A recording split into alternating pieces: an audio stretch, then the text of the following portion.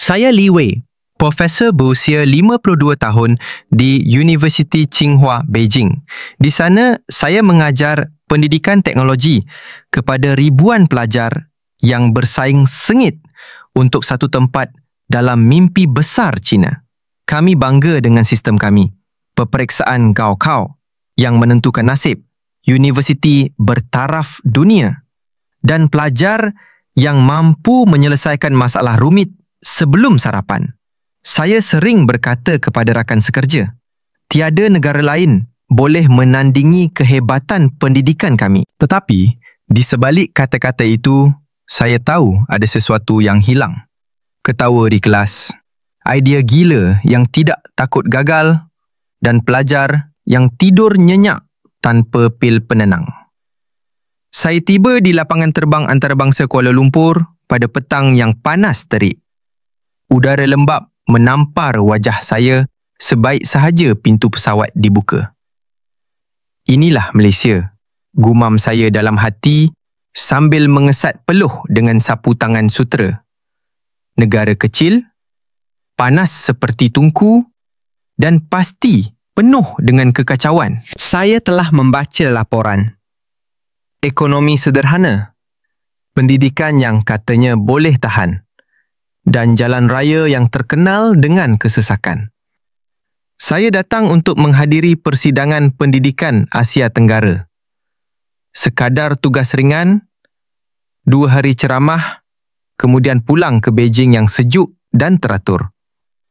Tetapi di kaunter imigresen, telefon saya berbunyi. Nombor dari Beijing. Suara rektor universiti saya, Dr. Zhang, terdengar tegang. Li Wei, dengar baik-baik. Kita ada krisis. 3,000 pelajar terbaik dari wilayah selatan, semuanya calon Gaokao tertinggi, tidak ada tempat di asrama.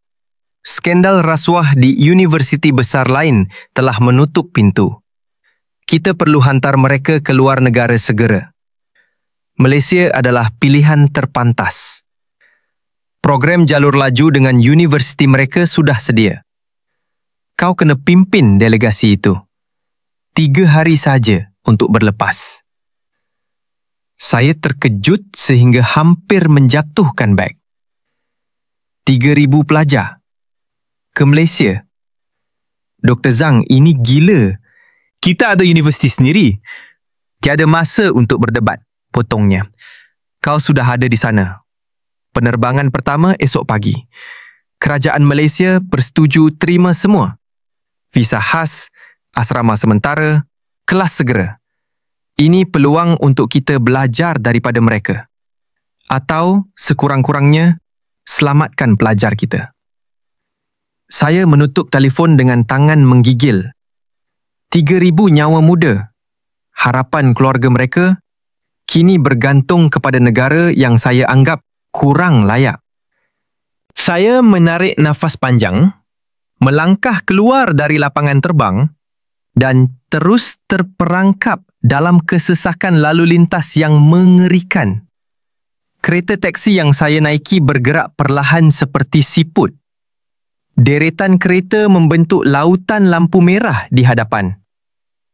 Ini lagi, gerutu saya kepada pemandu. Di Beijing, kami ada sistem pengangkutan pintar. Kereta api laju, aplikasi yang mengira masa ketibaan. Di sini, nampaknya mereka masih bergantung pada tuah. Pemandu, seorang lelaki Melayu berusia 40-an, tersenyum di cermin pandang belakang. Encik, KL memang sesak petang ni. Tapi jangan risau, saya tahu jalan pintas. Saya mendengus dalam hati. Jalan pintas di negara ini pasti akan membawa saya ke lorong gelap penuh sampah. Tiba-tiba, enjin mati. Lampu amaran menyala. Pemandu menggaru kepala. Maaf encik, minyak habis. Saya lupa isi tadi. Saya hampir menjerit. Apa? Saya ada mesyuarat penting esok. Saya membuka pintu, melangkah keluar ke bahu jalan yang panas. peluh membasahi kemeja saya. Di sekeliling, hon kereta memenuhi udara. Saya merasa seperti orang bodoh. Seorang profesor terkenal dari Cina terperangkap di tengah kekacauan Malaysia. Kemudian, sesuatu yang pelik berlaku. Seorang polis trafik memakai seragam biru tua berjalan menghampiri. Dia melihat saya, kemudian kereta taksi. Tanpa banyak bicara, dia mengangkat tangan dan keseluruhan lorong kereta di sebelah berhenti. Encik, masalah apa? Tanyanya dalam bahasa Inggeris yang lancar. Saya terkejut. Kereta rosak. Saya perlu ke hotel berhampiran Petronas Twins. Dia mengangguk. Kemudian bercakap melalui radio. Dalam masa 5 minit, sebuah van polis tiba. 2 orang anggota melompat keluar, membawa tong minyak kecil. Mereka mengisi tangki teksi dengan cepat, kemudian mengiringi kami keluar dari kesesakan melalui laluan khas. Saya ternanga. Ini tidak masuk akal. Di Beijing, polis sibuk dengan perkara besar. Siapa peduli dengan pelancong biasa? Pemandu teksi tersenyum lebar. Di sini, encik. Kami tolong dulu, tanya kemudian. Selamat datang ke Malaysia. Kami tiba di hotel tepat pada waktunya untuk matahari terbenam. Saya berdiri di balkoni, memandang menara berkembar Petronas yang berkilauan seperti 2 batang cahaya menembusi langit. Lampu-lampu bandaraya mula menyala, mencipta lautan kunang-kunang guatan. Cantik, saya akui dalam hati. Tapi pasti hanya luaran sahaja. Dalamnya, mungkin masih penuh kekurangan. Malam itu, saya tidak dapat tidur. 3,000 pelajar akan mendarat esok. Saya membayangkan kekacauan, budak-budak cemas, ibu bapa menangis di lapangan terbang Beijing, dan saya, seorang profesor Kyuk, terpaksa menguruskan semuanya di negara asing. Saya membuka laptop, mencari maklumat tentang universiti di Malaysia. Universiti Melaya, Universiti Sunway, Taylor's, semuanya muncul dengan ranking yang mengejutkan. Tidak mungkin, gumam saya. Mereka pasti membayar untuk ranking itu. Tetapi di sudut skrin, saya melihat satu tajuk berita. Malaysia terima 3,000 pelajar Cina dalam 72 jam. Rekod dunia untuk pendidikan antarabangsa. Gambar menunjukkan pegawai Malaysia mengalu-alukan pelajar di KLIA. Senyuman lebar, bendera kedua-dua negara berkibar bersama. Saya menutup laptop dengan kuat. Ini hanya publicity, kata saya pada diri sendiri. Esok, saya akan buktikan Malaysia tidak mampu mengendalikan pelajar kita. Saya tidak tahu lagi bahawa esok akan menjadi hari pertama dari banyak hari yang akan mematahkan setiap dinding keangkuhan yang saya bina selama puluhan tahun. Pagi itu, langit Kuala Lumpur kelabu-kelabu. Tapi bukan sebab hujan. Ia adalah asap egsos yang bergantung rendah di atas lebuh raya. Saya berdiri di hadapan pintu ketibaan KLIA 2, memegang papan tanda bertulis Tsinghua Delegation, 3,000 students, dengan tangan yang masih menggigil. Penerbangan pertama dari Guangzhou mendarat jam 6.45 pagi. Saya menjangkakan kekacauan. Pelajar menangis, beg hilang, ibu bapa menelefon tanpa henti. Tetapi, apa yang saya lihat membuatkan saya terpaku. Sebaik sahaja pintu gelongsor terbuka, barisan pegawai Malaysia berpakaian seragam hijau limau muncul. Masing-masing memegang papan kecil dengan nama universiti. Sunway, Taylor's, Nottingham. Mereka bergerak seperti pasukan tentera yang sudah berlatih berbulan-bulan. Seorang wanita Melayu bertudung, mungkin seusia anak saya, mendekati saya. Profesor Lee, saya Aisyah dari EMGS. Kami sudah sediakan segalanya. Dia menyerahkan fail tebal. Senarai nama, nombor bilik asrama sementara, jadual kelas minggu pertama, malah kupon makan tengah hari. Semuanya dalam bahasa Mandarin dan Inggeris. Saya terkejut. Ini macam mana anda buat dalam 3 hari sahaja? Aisyah tersenyum, mata kecilnya berkerut. Kami ada sistem, Profesor, dan kami ada hati pelajar mula keluar. Mereka kelihatan letih, tapi bukan panik. Sebaliknya, mereka disambut dengan botol air sejuk dan pak nasi lemak kecil yang masih panas. Bau santan dan ikan bilis memenuhi udara. Seorang budak lelaki dari Fujian, mungkin baru 18 tahun, menggigit nasi itu dan matanya bercahaya. Sifu, ini lebih sedap daripada kantin Tsinghua. Jeritnya kepada saya. Saya mahu marah. Ini bukan masa untuk makan. Tapi saya tidak boleh. Kerana di sekeliling, pegawai Malaysia sedang membahagikan pelajar kepada kumpulan kecil. Masing-masing diiringi seorang badi tempatan yang memakai t-shirt berwarna-warni. Bertulis, "Welcome to Malaysia. Kami jaga kamu." Kami naik bas ke Universiti Melaya. Jalan masih sesak. Tapi kali ini saya tidak marah. Kerana di dalam bas, Aisyah menyalakan projektor kecil dan mula orientasi. Peta kampus, peraturan keselamatan, malah video pendek tentang budaya Malaysia. Kami ada pelajar dari 150 negara, katanya. Kamu bukan orang asing. Kamu ahli keluarga baru. Saya mendengus dalam hati. Ahli keluarga? Kami datang kerana krisis, bukan kerana cinta. Tetapi kemudian, sesuatu berlaku yang memecahkan dinding pertama. Bas kami terperangkap di lampu isyarat berhampiran Bukit Bintang. Tiba-tiba, enjin mati lagi. Kali ini bukan minyak, tapi radiator terlalu panas. Komandu mengangkat tangan minta maaf. Pelajar mula resah. Seorang gadis dari Shanghai mula menangis. Saya tak mahu ketinggalan kelas pertama. Saya mahu menjerit, tapi sebelum kata-kata keluar, pintu bas dibuka.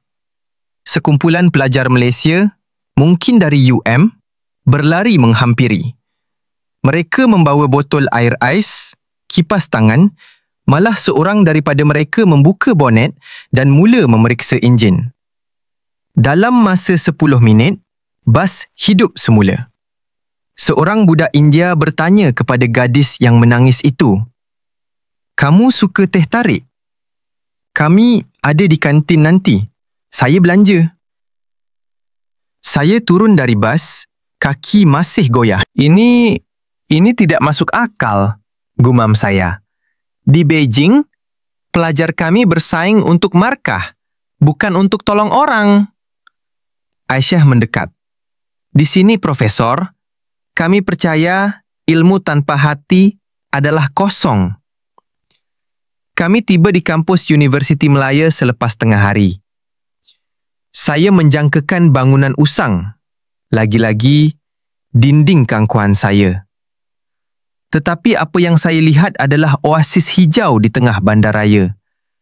Tasik buatan, perpustakaan bertingkat kaca, malah taman herba di belakang Fakulti Sains. Lajal kami dibahagikan kepada fakulti masing-masing. Saya mengikuti kumpulan teknologi ke Dewan Kuliah Zabah. Di dalam, seorang pensyarah Melayu bernama Dr. Amir sedang menunggu. Dia memakai kemeja batik, senyuman lebar. Selamat datang rakan-rakan dari Tsinghua. Hari ini kita mulakan dengan projek AI untuk banjir bandar. Tiada buku teks, hanya masalah sebenar. Saya angkat tangan. Dr. Amir, pelajar kami baru tiba. Mereka letih.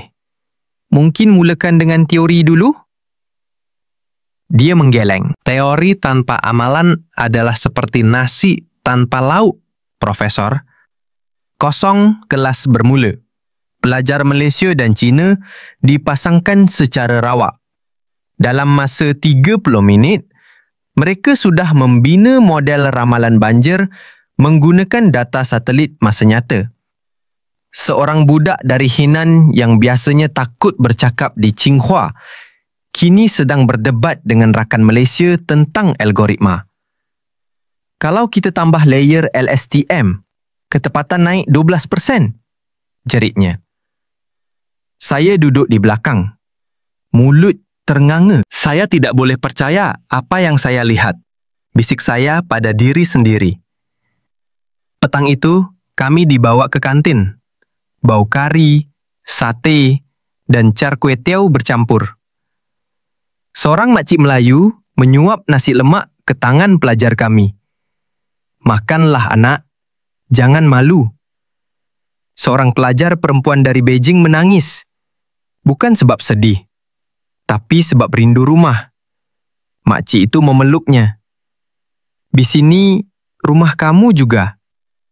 Malam itu, saya berjalan sendirian di sekitar tasik kampus. Lampu-lampu jalan mencerminkan di air, seperti bintang jatuh. Saya menghidupkan telefon, membaca mesej dari isteri. Weh, anak kita okey. Beijing kacau bilau. Saya menaik balas, tapi jari saya berhenti. Kerana, di seberang tasik, saya nampak menara berkembar Petronas.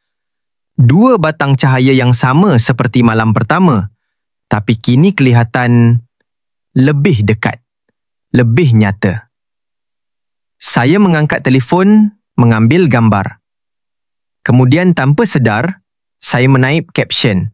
Hari pertama. Malaysia bukan seperti yang saya sangka. Saya hantar mesej itu kepada isteri. Kemudian saya padam. Kerana saya belum bersedia mengaku. Tetapi di dalam hati, dinding kedua sudah mula retak. Dan esok, retakan itu akan menjadi jurang. Saya bangun pagi berikutnya dengan kepala yang masih berdenyut. Malam tadi, saya hampir tidak tidur. Fikiran saya dipenuhi gambar pelajar kami yang kelihatan gembira di kantin Universiti Melaya. Peluk makcik yang tidak dikenali dan menara berkembar Petronas yang berkilauan dari jauh. Saya menggelengkan kepala. Ini pasti satu kebetulan, gumam saya sambil memakai suit formal. Hari ini, saya perlu melawat lebih banyak kampus untuk memastikan pelajar kami betul-betul selamat. Saya bukan ayah mereka, tapi sebagai profesor, saya rasa bertanggungjawab. Dan di dalam hati, saya masih ragu. Bagaimana negara seperti Malaysia boleh mengendalikan 3,000 pelajar kami yang cemerlang, yang biasanya belajar di bawah tekanan gaukau yang ketat?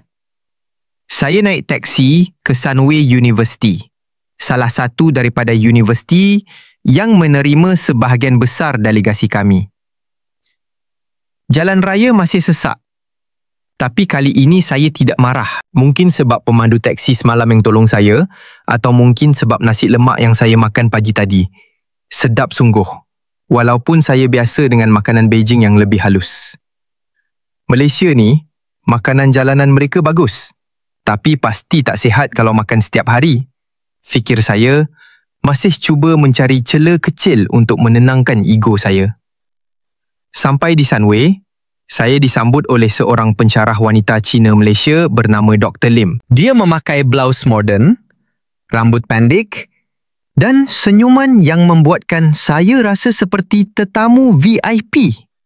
Profesor Lee, selamat datang. Kami sudah sediakan kelas percubaan untuk pelajar anda. Mari ikut saya. Kami berjalan melalui kampus yang luas.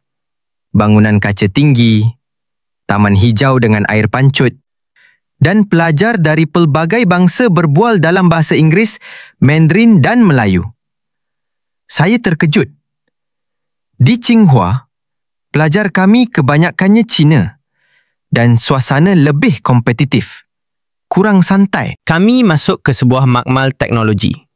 Di sana, sekitar 50 pelajar, Separuh dari China, separuh dari Malaysia dan negara lain sedang bekerja dalam kumpulan. Bukan kelas biasa dengan pensyarah mengajar dari depan.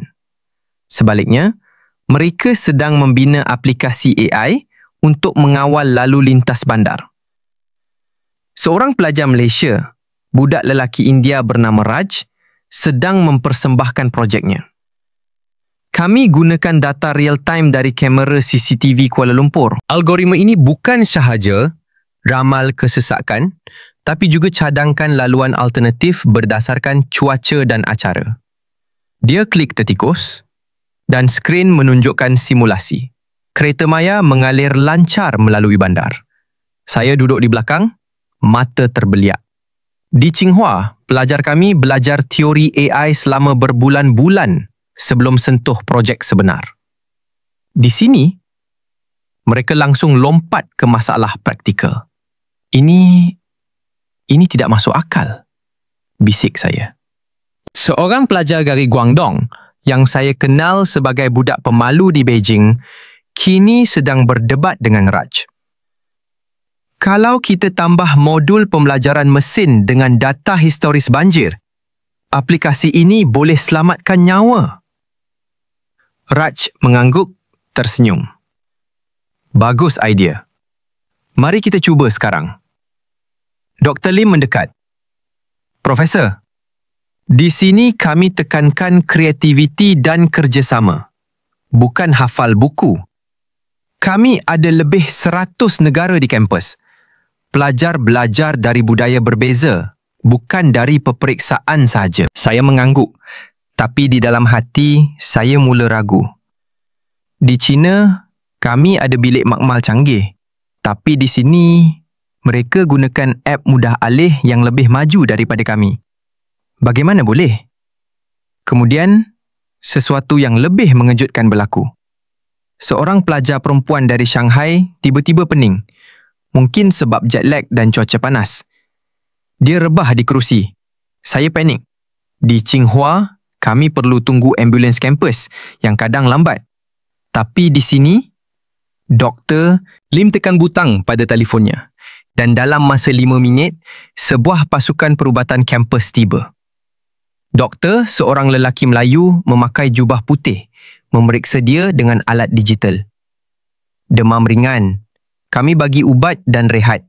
Semua percuma, termasuk konsultasi psikologi kalau dia stres.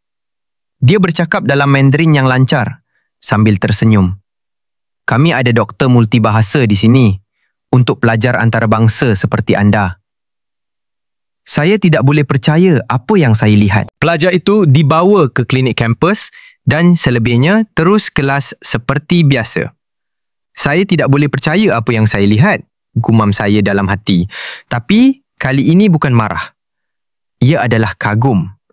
Di China, rawatan perubatan di universiti mahal dan birokratik. Di sini, cepat, percuma dan penuh perhatian. Saya rasa seperti orang bodoh kerana pernah fikir Malaysia kurang maju. Petang itu, saya dibawa ke Taylor's University untuk melawat kumpulan pelajar seni dan perniagaan. Kampus ini lebih moden lagi. Auditorium dengan skrin LED gergasi, kafe organik dan pelajar muda sedang membina startup. Seorang gadis Melayu bertudung bernama Nadia mempersembahkan projeknya, sebuah app untuk menghubungkan petani kampung dengan pasaran bandar menggunakan blockchain. Kami bukan sahaja belajar teori ekonomi. Kami selesaikan masalah sebenar seperti kemiskinan luar bandar di Malaysia. Pelajar kami mendengar, mata bercahaya. Saya lihat seorang budak dari Beijing yang biasanya hanya hafal formula, kini sedang tanya soalan. Bagaimana integrasi dengan pembayaran digital? Saya berjalan keluar. Hati bercampur aduk. Di sekeliling, pelajar dari Afrika, Timur Tengah dan Eropah berbual santai. Tiada tekanan seperti gaokao. Mereka belajar kerana minat, bukan markah. Bagaimana boleh seperti ini? Fikir saya. Malaysia ni, dengan kos pendidikan rendah, hanya separuh soal bayar di China. Tapi kualiti setanding dunia. Saya ingat dulu saya baca ranking Universiti Malaya dalam top 100 global. Saya fikir itu publicity. Tapi sekarang, saya lihat dengan mata sendiri. Malam itu, saya tidak balik hotel. Saya minta pemandu bawa saya ke sekitar Menara Berkembar Petronas. Saya turun, berjalan di Taman KLCC yang hijau. Angin malam sejuk. Membawa bau makanan jalanan dari jauh. Sate bakar mungkin. Menara itu berdiri megah. Dua batang cahaya yang saling sokong. Seperti simbol perpaduan. Saya ingat pertama kali lihatnya dari hotel. Cantik tapi jauh. Kini, dekat sekali. Saya rasa seperti ia memanggil saya. Tempat ni bukan seperti yang saya sangka. Gumam saya sambil duduk di bangku. Orang ramai di sekeliling. Keluarga Melayu, pasangan India, pelancong Cina, semua damai. Tiada pertengkaran. Saya ambil telefon. Baca mesej dari Rektor Zhang. Bagaimana situasi? Pelajar okey? Saya menaip. Lebih daripada okey. Malaysia. Mereka buat perkara luar biasa. Tapi saya padam. Kerana saya belum sedia mengaku sepenuhnya. Masih ada ragu. Mungkin ini hanya permulaan. Esok pasti ada celah. Tapi di dalam hati, saya tahu.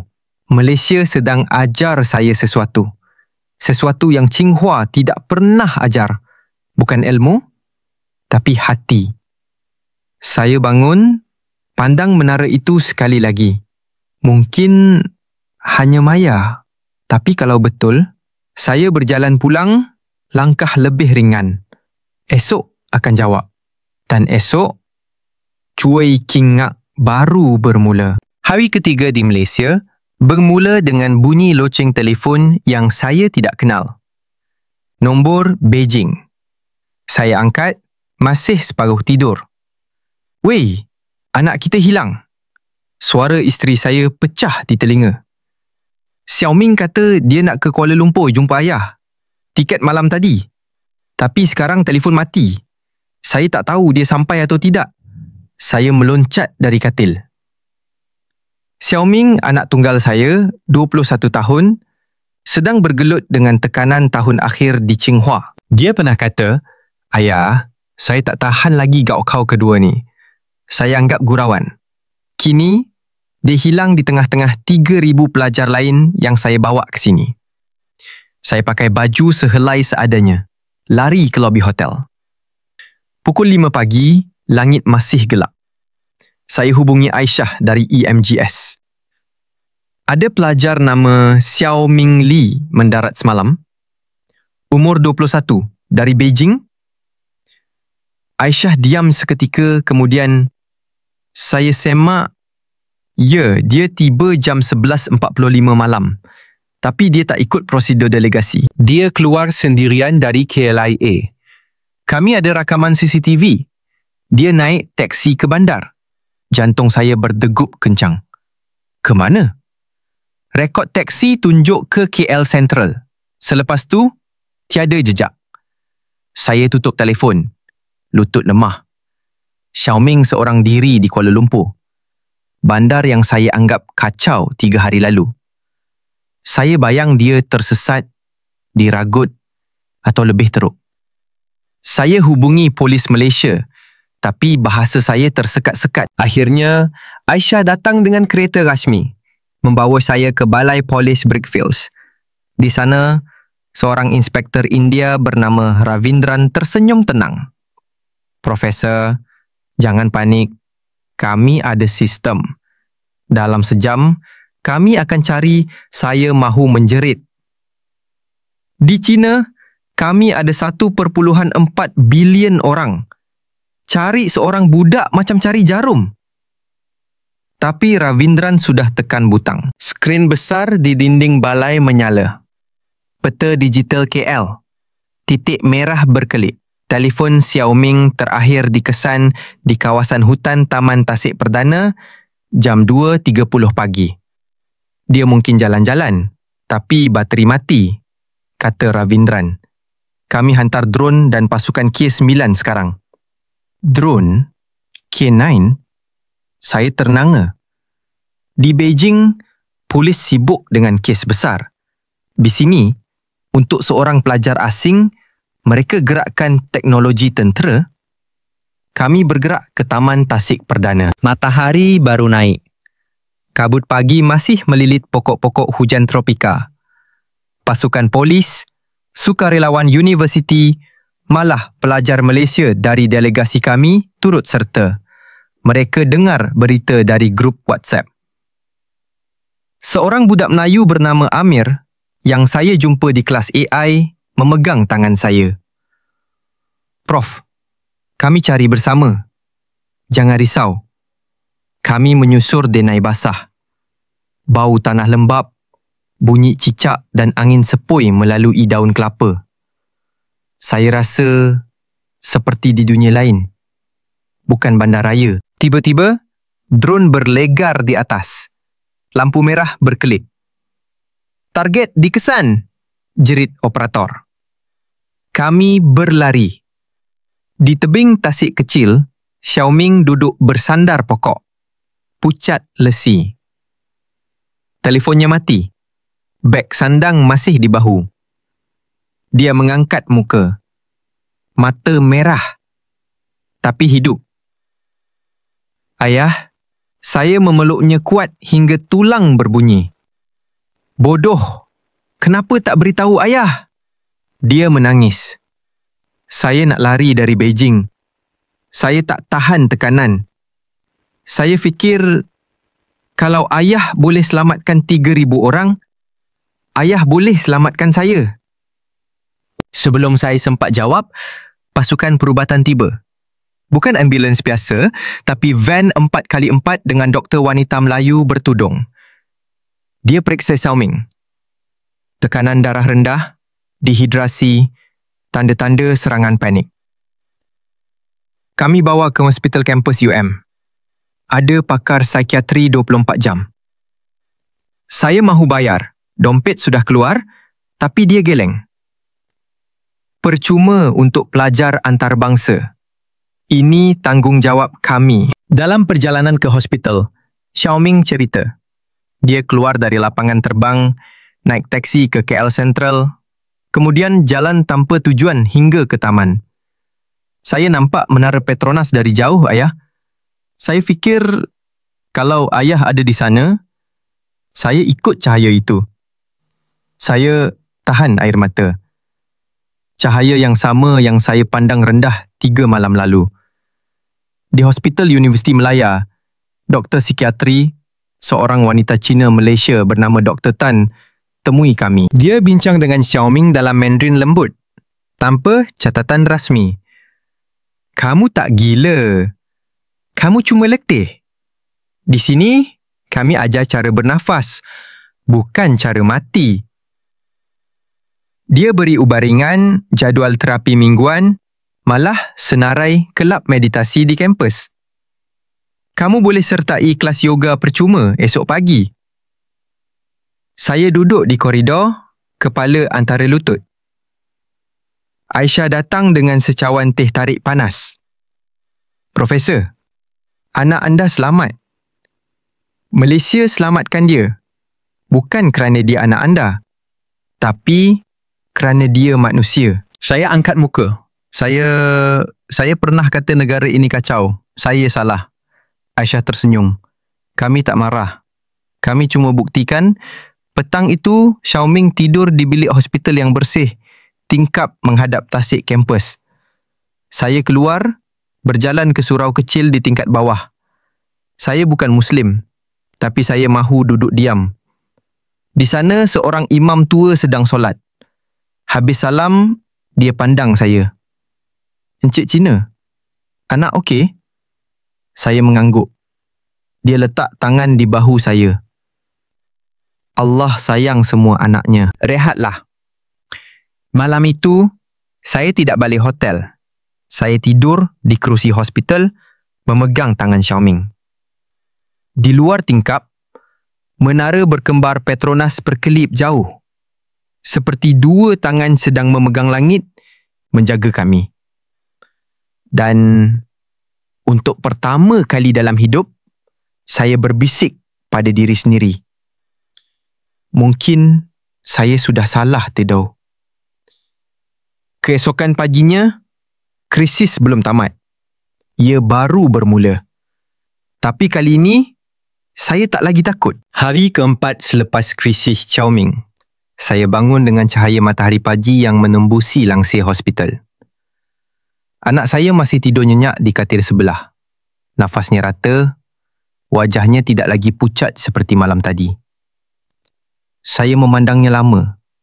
Budak lelaki yang dulu saya paksa belajar hingga subuh, kini kelihatan seperti kanak-kanak lagi. Di luar tingkap, tasik kampus berkilauan. Itik-itik berenang santai dan pelajar-pelajar mula berjoging di denai. Semua nampak damai, seolah-olah dunia tidak pernah bergoncang. Dr. Tan, pakar psikiatri, masuk dengan fail nipis. Profesor Lee, Xiaoming boleh keluar hari ini. Tekanan darah stabil dan dia sudah bersetuju ikut sesi terapi mingguan. Kami juga daftarkan dia sebagai pelajar sementara di UM, program pertukaran khas untuk delegasi anda. Tiada bayaran tambahan. Saya terkejut. Tapi dia bukan sebahagian dari 3,000 pelajar rasmi. Dr. Tan tersenyum. Di sini, kami tak biarkan sesiapa ketinggalan. Lagipun, dia anak anda dan anak anda adalah anak kami juga. Saya menelan air liur. Kata-kata itu terlalu berat untuk ego saya yang masih retak. Saya mengucap terima kasih, tapi suara saya tersekat. Xiaoming bangun, mata masih mengantuk. Ayah, saya lapar. Ada nasi lemak tak? Saya ketawa-ketawa pertama sejak tiba di Malaysia. Kami keluar dari hospital selepas sarapan ringan di kantin perubatan. Bau kopi tempatan dan roti canai memenuhi udara. Aisyah sudah menunggu di pintu masuk dengan van rasmi. Profesor, hari ini kami bawa anda dan Xiaoming lawat Sunway University lagi. Ada persidangan kecil tentang pendidikan teknologi. Anda jemput sebagai tetamu kehormat.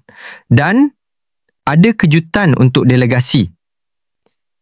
Dalam perjalanan, Xiaoming memandang keluar tingkap. Mata terbeliak. Ayah, bandar ni cantik. Kenapa kita tak pernah bercuti ke sini dulu? Saya diam. Kerana dulu, saya terlalu sibuk membina tembok keangkuhan. China nombor 1, dunia lain nombor 2. Sampai di Sunway, auditorium sudah penuh.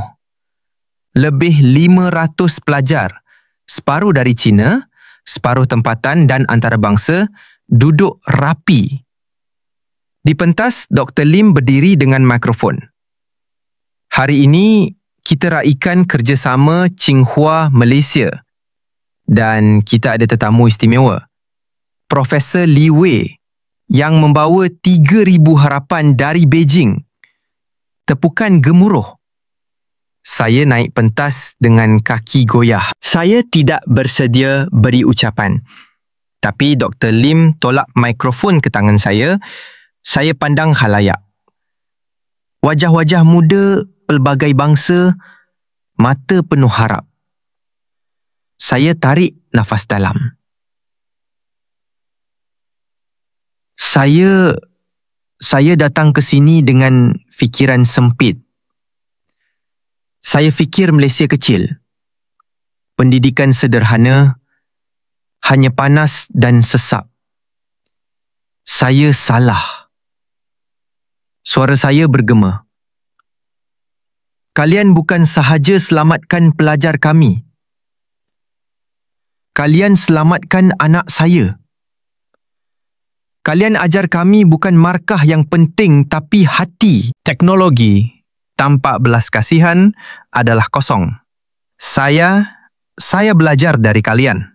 Tepukan lebih kuat. Xiaoming berdiri di barisan depan, mata berkaca. Seorang pelajar Malaysia, Raj, yang saya jumpa di Makmal, angkat tangan. Profesor, kami juga belajar dari pelajar Cina. Disiplin, ketekunan. Ini bukan satu pihak menang. Ini kita menang bersama. Saya mengangguk, air mata akhirnya jatuh. Ya, bersama. Selepas persidangan, kami dibawa ke Pusat Inovasi Sunway. Di sana, pelajar dari kedua-dua negara mempersembahkan projek bersama. App AI untuk kesihatan mental yang mengesan tanda stres melalui suara dan denyut jantung. Xiaoming sertai kumpulan kecil. Ketawa dengan rakan baru. Saya lihat dia. Budak yang hampir hilang, kini hidup semula. Tetapi kemudian Chuen Kung Te tindak dak saya serah. Bisik saya pada diri sendiri.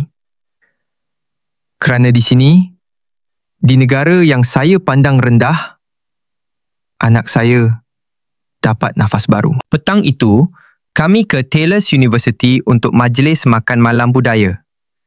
Meja panjang penuh makanan.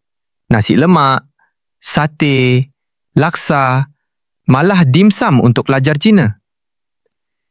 Muzik tradisional Ghazal bercampur dengan lagu Mendo Pop. Pelajar menari Zeppin dan lion dance bersama. Saya duduk di sudut, memerhati. Nadia, gadis Melayu yang buat projek blockchain, datang dengan pinggan. Profesor, cuba sate ni. Kami bakar dengan cinta. Saya gigit, pedas, manis, sempurna. Ini lebih baik dari restoran Beijing, akui saya. Dia ketawa. Kerana kami masak untuk keluarga, bukan untuk wang. Malam semakin larut. Kami dibawa ke KLCC untuk acara penutup minggu pertama. Di taman bawah menara berkembar Petronas, lampu-lampu LED membentuk perkataan Welcome Home dalam pelbagai bahasa, termasuk Mandarin. 3,000 pelajar berdiri dalam bulatan besar, memegang tangan. Xiaoming di sebelah saya. Ayah, saya tak nak balik Beijing lagi. Saya peluk bahunya. Kita tak balik dulu. Kita belajar di sini dulu. Dr. Amir, pensyarah dari UM, naik pentas. Malaysia bukan sempurna. Kami ada kesesakan, hujan lebat, kadang-kadang lambat. Tapi di hati kami ada ruang untuk semua. Kalian bukan tetamu. Kalian keluarga. Api bunga dinyalakan. Langit malam meletup warna. Saya pandang menara itu. 2 batang cahaya kini kelihatan seperti pelukan. Saya tarik nafas panjang. Malaysia langai tai macung taken hap hoi. Bisik saya pada angin. Kita terlalu angkuh dengan sistem peperiksaan mesin kami. Sementara kalian ajar kreativiti dan kemanusiaan. Xiaoming pandang saya. Ayah, kita dah berubah. Saya mengangguk. Ya, dan perubahan ini baru bermula malam itu.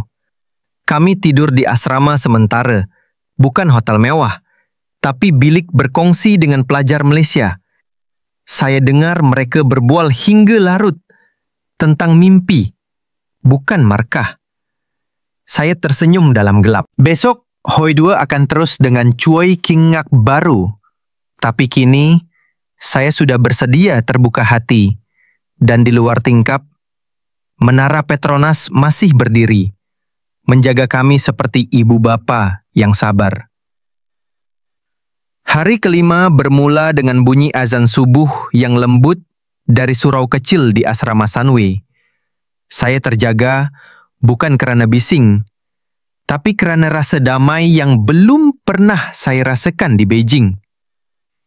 Xiaoming masih mendengkur di katil sebelah. mulut separuh terbuka, seperti kanak-kanak yang lupa dunia. Saya bangun perlahan, membuka tingkap. Udara pagi lembap tapi segar. Bau rumput basah dan kopi kau dari kantin bawah. Di bawah, pelajar Malaysia sedang menyediakan sarapan. Nasi lemak bungkus daun pisang, teh tarik dalam plastik, dan kuih muih berwarna-warni. Mereka jerit, "Selamat pagi, Profesor," sambil melambai. Saya angkat tangan, tersenyum tanpa paksa. Hari ini jadwal padat. Lawatan ke Cyberjaya, Silicon Valley, Malaysia. Saya pernah ketawa dalam hati bila baca tajuk itu.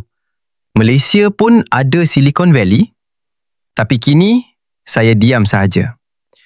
Van University membawa kami, saya, Xiao Ming, Aisyah dan 10 pelajar terpilih dari delegasi. Jalan raya lancar pagi ini. Mungkin kerana sistem pengangkutan pintar yang Raj cerita semalam. Skrin digital di tepi jalan tunjuk masa ketibaan bas, ramalan cuaca, malah nasihat kesihatan. Minum air, hari panas.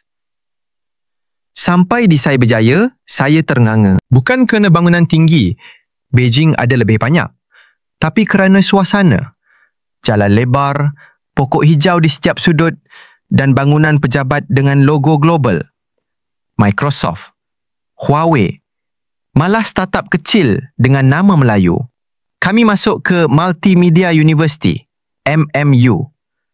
Di lobi, dinding kaca penuh dengan papan putih bertulis idea.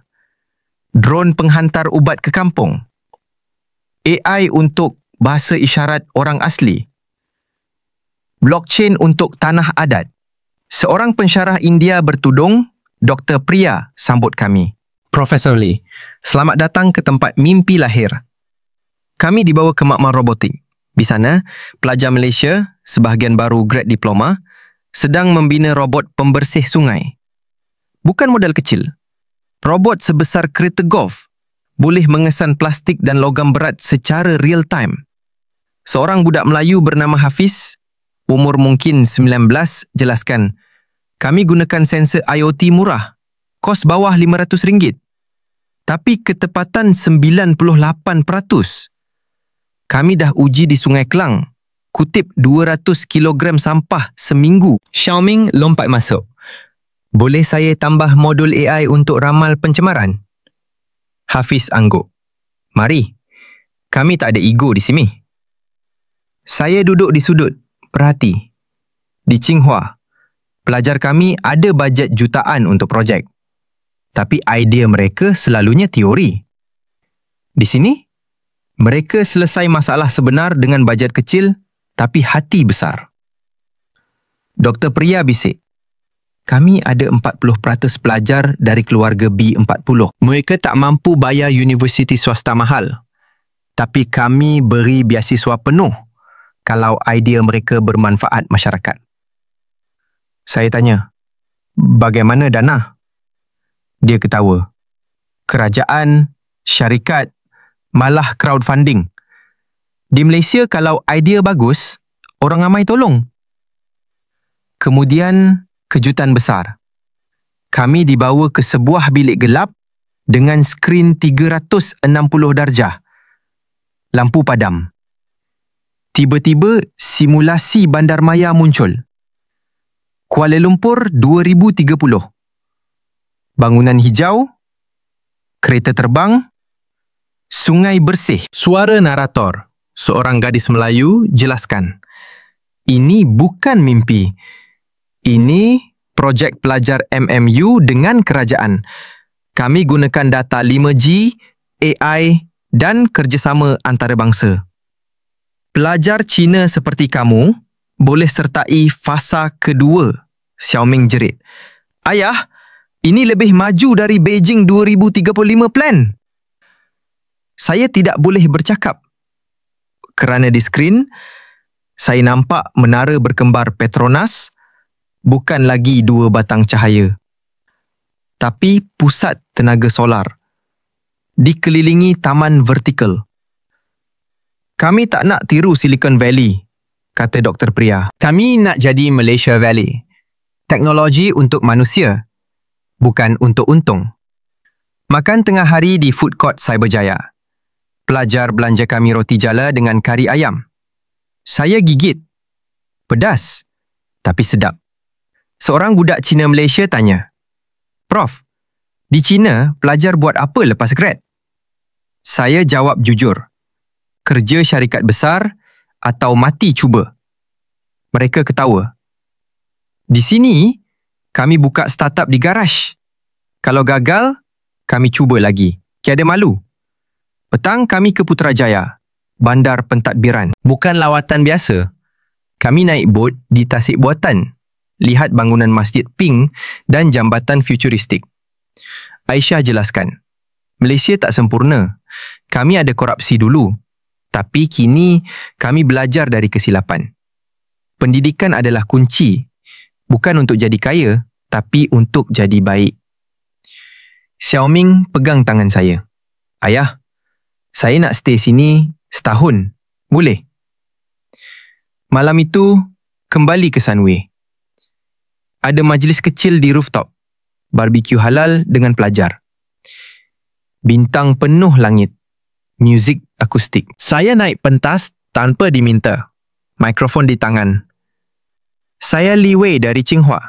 Saya datang dengan hati batu. Malaysia pecahkan batu itu. Kalian ada zona lama di Cyberjaya. Saya nampak bangunan usang. Tapi di dalamnya, idea yang mengubah dunia. Saya salah sangka lambat kalian adalah kemalasan. Rupanya ia adalah ketelitian. Saya salah sangka ramai bangsa adalah kacau. Rupanya ia adalah kekuatan tepukan. Seorang pelajar India angkat tangan. Prof, kami juga belajar dari Cina, kerja keras kalian. Tapi kami tambah satu, kerja cerdas dengan hati. Saya angguk. Ya, dan hati kalian lebih besar dari bajet kami. Sebelum tidur, saya dapat mesej dari Rektor Zhang. Wei, laporan media Cina, 3,000 pelajar selamat. Gembira. Beijing mahu hantar lagi 5,000. Apa rahsia Malaysia? Saya jawab, rahsianya bukan teknologi. Rahsia adalah manusia. Saya letak telefon, Xiaoming sudah tidur. Di luar, angin malam bawa bau bunga kemboja. Saya pandang langit. Bintang kelihap seperti menara Petronas malam pertama. Tapi kini, ia bukan lagi simbol jauh. Ia adalah rumah. Esok, cuai kingak akan terus. Tapi kini, saya bukan lagi pemerhati. Saya adalah murid. Hari ke-6 bermula dengan hujan lebat yang menggegar bumbung asrama. Saya terjaga kerana bunyi air menitis dari atap zinc. Bukan bunyi loceng Beijing yang dingin dan mekanikal. Xiaoming masih tidur, tapi saya sudah gelisah. Telefon bergetar. Mesej dari Aisyah. Prof, hari ini lawatan ke Cameron Highlands. Projek pelajar pertanian pintar. Bas berlepas jam 7. Tapi cuaca buruk. Kami tangguh. Saya jawab, jangan tangguh. Pelajar kami kena lihat Malaysia sebenar. Bukan cuma kampus kering. Kami bergerak dalam 2 bas besar. 50 pelajar terpilih termasuk Xiaoming. Jalan ke Cameron berkelok-kelok. Hujan semakin deras. Saya lihat di luar. Pokok-pokok teh hijau gelap.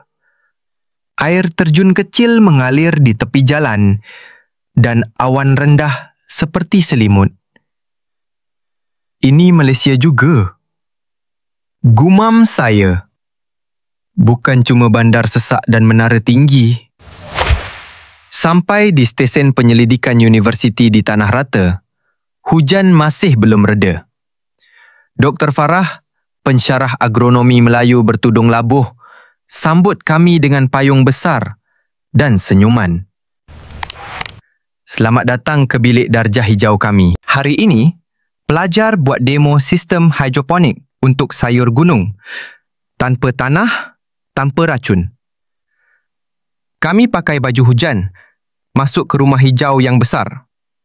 Di dalam, suhu sejuk, lampu LED ungu menyinari rak-rak selada, tomato cherry dan stroberi yang menggantung. Seorang pelajar Cina Malaysia bernama Wei Ling jelaskan, kami gunakan sensor IoT, suhu, kelembapan, nutrien automatik. App telefon boleh kawal dari KL. Kos RM2,000 untuk satu unit.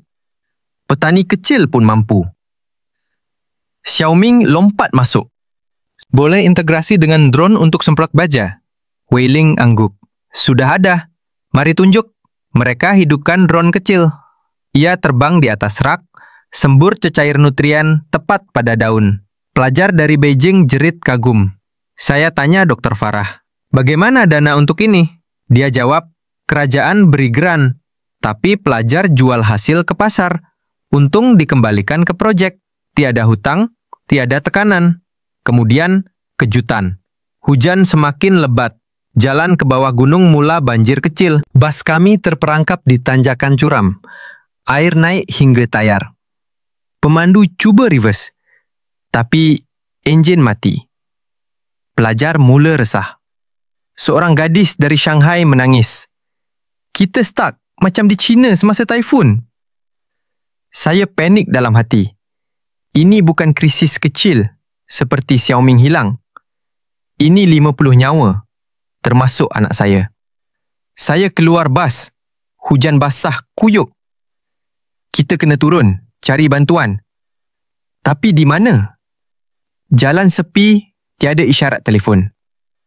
Tiba-tiba, dari atas bukit, lampu motosikal berkelip. Sekumpulan petani tempatan, lelaki India dan Melayu, turun dengan van 4x4.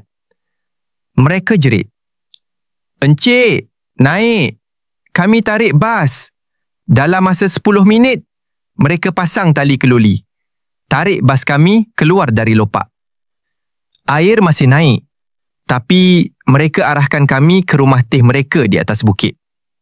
Di sana, api unggun menyala, teh panas disaji dengan roti bakar mentega. Seorang pakcik India bernama Mutu ketawa. Hujan Cameron biasalah. Tapi kami jiran, tolong dulu, cerita kemudian. Xiaoming duduk di sudut, minum teh. Ayah, di Beijing kalau banjir, orang lari sendiri. Di sini, mereka jemput kita masuk rumah. Saya angguk, mata panas.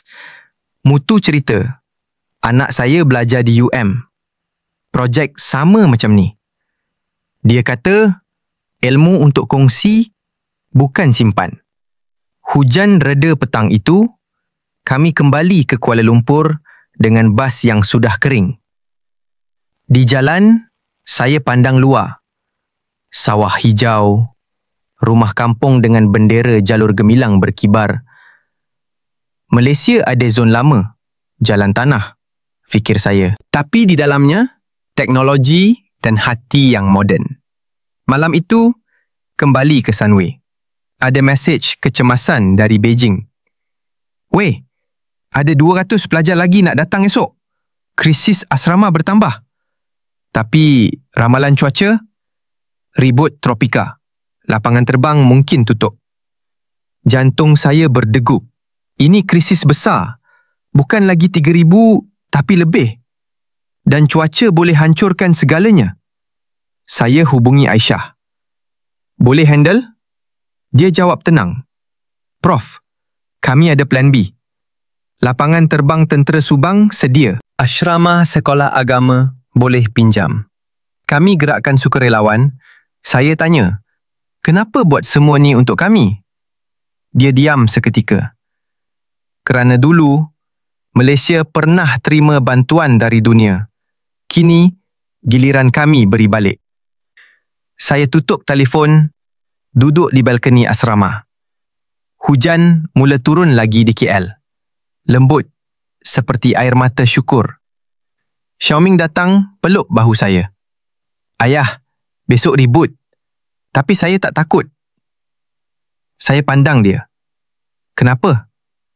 Dia jawab, kerana kita ada Malaysia. Di kejauhan, menara berkembar Petronas berkelip melalui hujan. Cahaya tidak padam. Saya tarik nafas.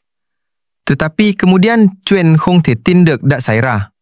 Dan kali ini, ia akan jadi klimaks yang saya tak sangka. Esok, krisis besar tiba. Tapi kini, saya tahu. Malaysia bukan sahaja selamatkan pelajar kami. Mereka selamatkan iman saya pada kemanusiaan. Hujan ribut tropika itu tiba jam 3 pagi.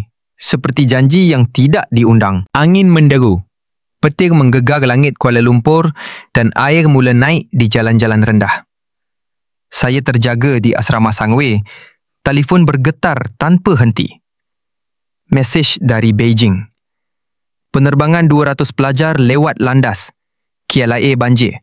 Apa plan? Saya balas segera. Jangan panik. Malaysia ada plan.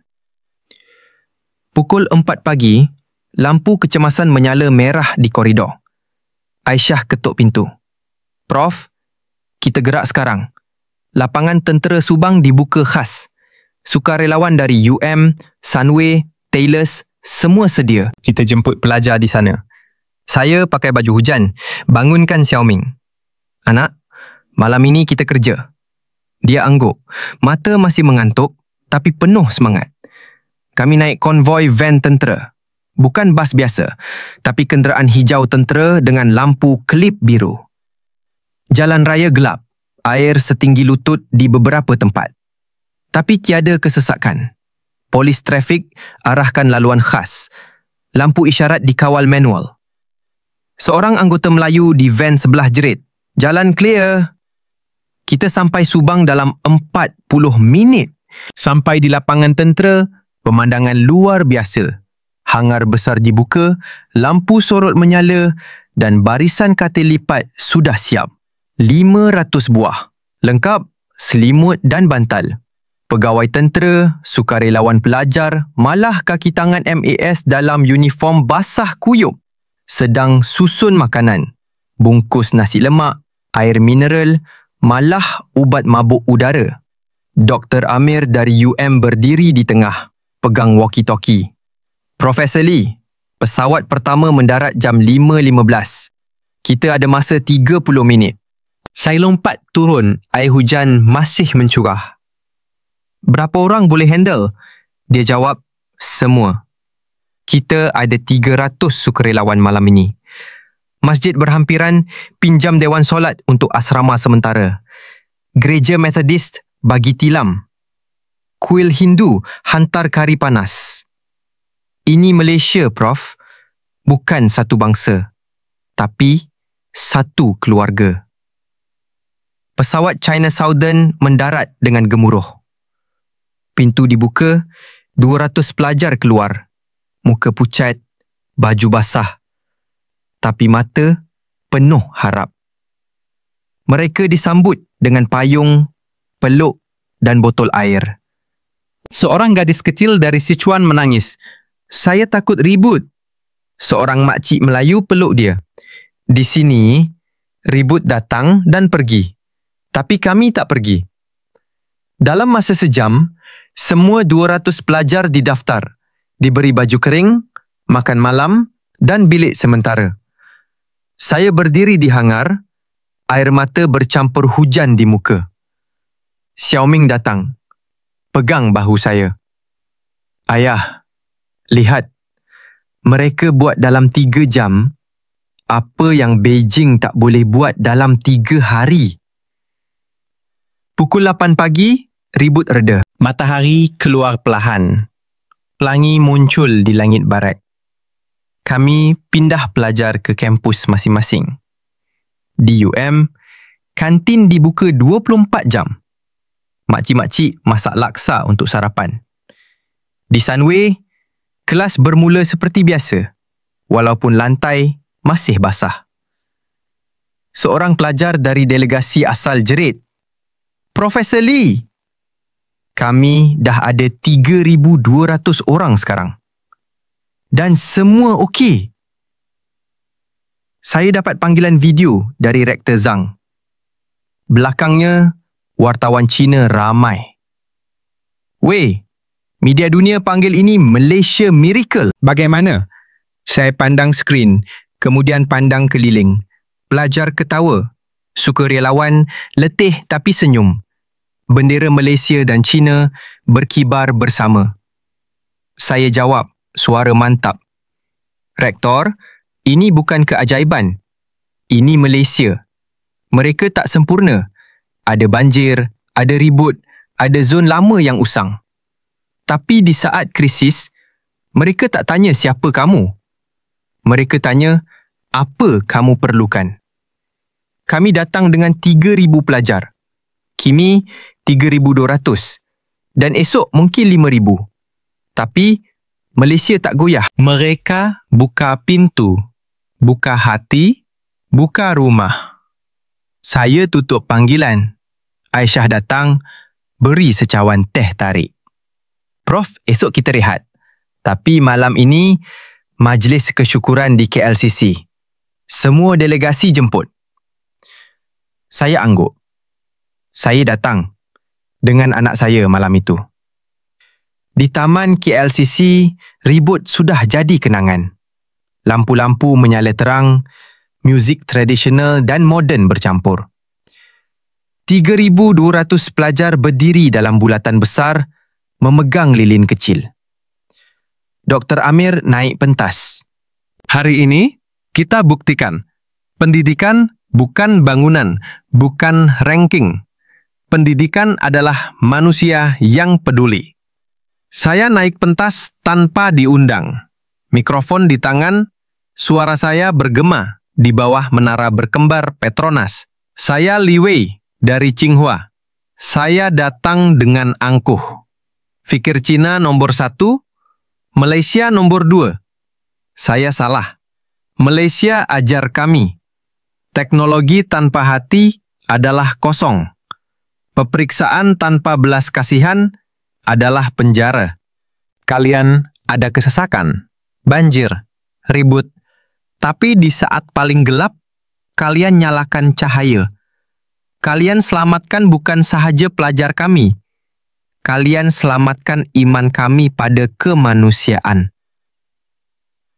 Tepukan gemuruh. Saya pandang Xiaoming di barisan depan, mata berkaca. Malaysia adalah guru yang kita perlukan.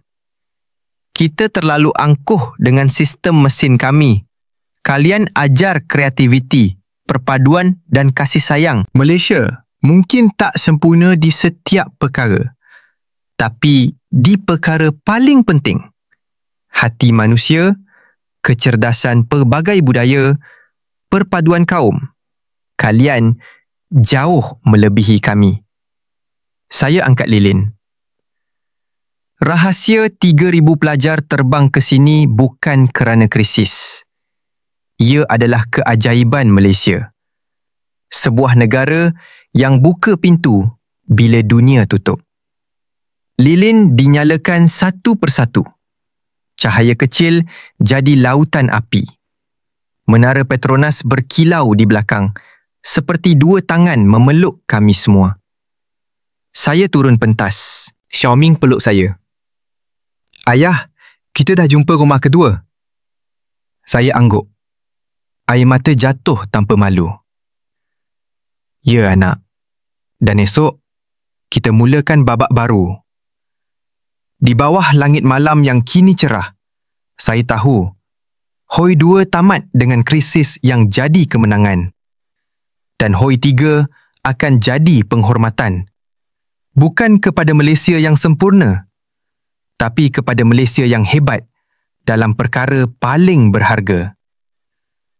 Hari ke-9 selepas Malaysia Miracle itu, saya duduk di balkoni asrama Sunway dengan secawan kopi putih panas. Matahari pagi menyinari kampus seperti biasa.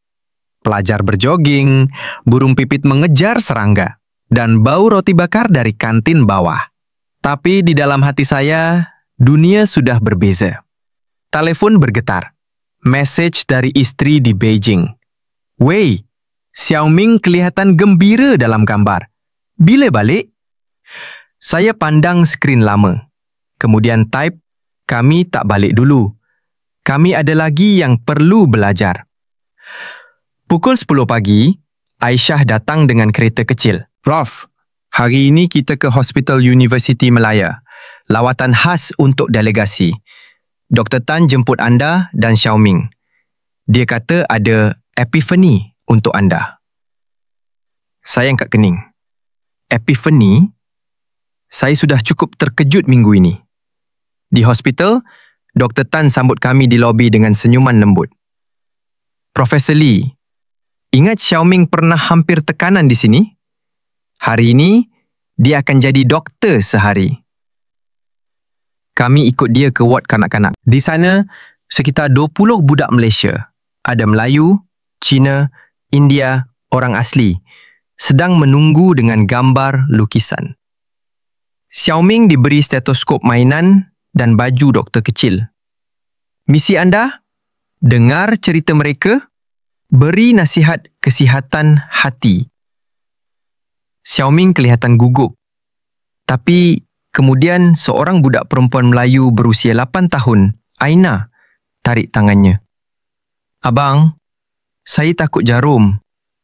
Tapi saya lukis doktor baik hati untuk abang. Lukisan itu, seorang doktor Cina dengan senyuman memegang tangan budak Melayu. Xiao Ming duduk di lantai. Dengar Aina cerita tentang ibunya yang kerja shift malam. Saya bagi nasihat. Setiap malam sebelum tidur, lukis bintang untuk ibu. Esok, ibu akan nampak. Dan senyum. Aina angguk. Mata bercahaya. Saya berdiri di pintu, dada sesak. Dr. Tan bisik. Di sini, kami ajar pelajar perubatan bukan sahaja ubat, tapi empati. Xiao Ming belajar lebih cepat daripada buku. Saya angguk. Saya dulu paksa dia hafal formula. Kini, dia hafal senyuman. Petang itu, kami ke perpustakaan Zaba di UM. Di sana, sesi deep talk dengan pensyarah dari pelbagai kaum. Dr. Amir buka. Profesor Lee, ceritakan perubahan anda.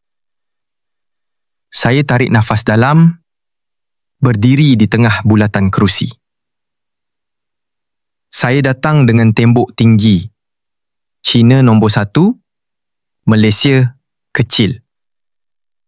Saya nampak kesesakan dan fikir kacau. Kini, saya tahu kesesakan itu adalah denyut nadi bandar yang hidup, di mana setiap hon adalah salam selamat pagi. Saya nampak zon lama dan fikir mundur. Kini saya tahu, di balik dinding cat lusuh itu, lahir startup yang mengubah dunia kerana akar lama beri kekuatan pada cabang baru. Saya nampak lambat dan fikir malas. Kini saya tahu, lambat itu adalah ketelitian, memastikan tiada seorang pun anak bangsa ketinggalan, tiada seorang pun tetamu kelaparan. Malaysia bukan sempurna. Ada banjir, ada ribut, ada politik yang kadang goyah. Tapi di perkara paling penting, hati manusia, kecerdasan pelbagai budaya, perpaduan yang lahir dari masjid, gereja, kuil dan rumah panggang, Malaysia jauh melebihi kami. Seorang pensyarah India, Profesor Ravi, angkat tangan. Prof, di India kami ada masalah sama. Tekanan peperiksaan. Apa nasihat anda untuk kami? Saya senyum. Belajar dari Malaysia. Tambah 1 subjek baru. Kemanusiaan 101. Markahnya bukan nombor, tapi senyuman yang anda beri. Malam itu, kami ke rumah Aisyah di kampung dekat Shah Alam. Jemputan peribadi. Rumah kayu biasa, tapi penuh kehangatan. Ibunya, Makcik Siti, masak rendang dan kuih lapik untuk kami. Ayahnya, Pakcik Rahman, cerita. Dulu saya miskin. Tak mampu sekolah. Tapi jiran Cina bagi beasiswa. Jiran India bagi makanan. Kini anak saya Aisyah jadi pegawai EMGS. Tolong pelajar seperti kamu. Xiaoming duduk di tikar makan dengan tangan. Makcik, rendang ni sedap gila. Makcik Siti ketawa. Makanlah anak. Di sini perut kenyang, hati pun kenyang. Sebelum tidur, Aisyah bawa kami ke surau kecil belakang rumah. Bulan purnama menyinari kubah hijau. Dia berbisik, "Prof, Malaysia tak sempurna. Kami ada politik kotor, ada banjir tahunan, ada kaum yang kadang salah faham. Tapi kami ada satu perkara yang tak boleh dibeli. Gotong royong. Ia lahir dari masjid, gereja, kuil. Satu Malaysia." Saya duduk di anak tangga surau. Angin malam sejuk.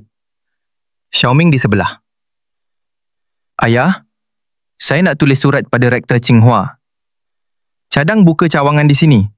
Bukan untuk ranking, tapi untuk belajar hati." Saya peluk bahunya. "Tulislah." Dan ayah akan tanda tangan di kejauhan. Lampu-lampu KL berkelip. Menara Petronas seperti dua penjaga setia. Saya berbisik pada angin. "Malaysia, kau bukan guru yang sempurna. Tapi kau guru yang kami perlukan." Esok, babak akhir, perpisahan yang tak mahu jadi perpisahan. Tapi malam ini saya tahu, hati saya sudah bertukar rumah. Hari ke-10, hari terakhir sebelum penerbangan delegasi asal kembali ke Beijing. Langit Kuala Lumpur cerah biru, tanpa awan. Seperti Malaysia sedang tersenyum selepas ribut. Saya bangun awal, duduk di tepi tasik Sunway dengan Xiaoming. Kami tak bercakap banyak. Hanya pandang itik berenang, angin sepoi dan menara berkembar Petronas yang kelihatan kecil dari jauh, tapi terasa besar di hati. Pukul 8 pagi, konvoi bas besar tiba di kampus. 3,200 pelajar, termasuk 200 yang tiba semasa ribut, berdiri rapi dengan beg sandang. Tapi tiada tangisan, hanya senyuman, pelukan dan janji jumpa lagi. Aisyah, Dr. Amir, Dr. Lim, Nadia, Raj, semua pensyarah dan sukarelawan berdiri di barisan depan memegang bendera kecil Malaysia dan China. Saya naik pentas kecil yang didirikan di Padang. Mikrofon di tangan, tapi suara saya tenang. Bukan lagi Profesor angkuh, tapi murid yang baru lulus ujian hati. Saudara-saudari dari Tsinghua, dari Beijing, dari seluruh China. Saya Li Wei, yang datang 10 hari lalu dengan hati batu dan mata buta. Saya nampak kesesakan dan fikir kacau. Kini saya tahu, kesesakan itu adalah denyut nadi bandar yang hidup, di mana setiap hon adalah salam selamat pagi. Saya nampak zon lama dan fikir mundur.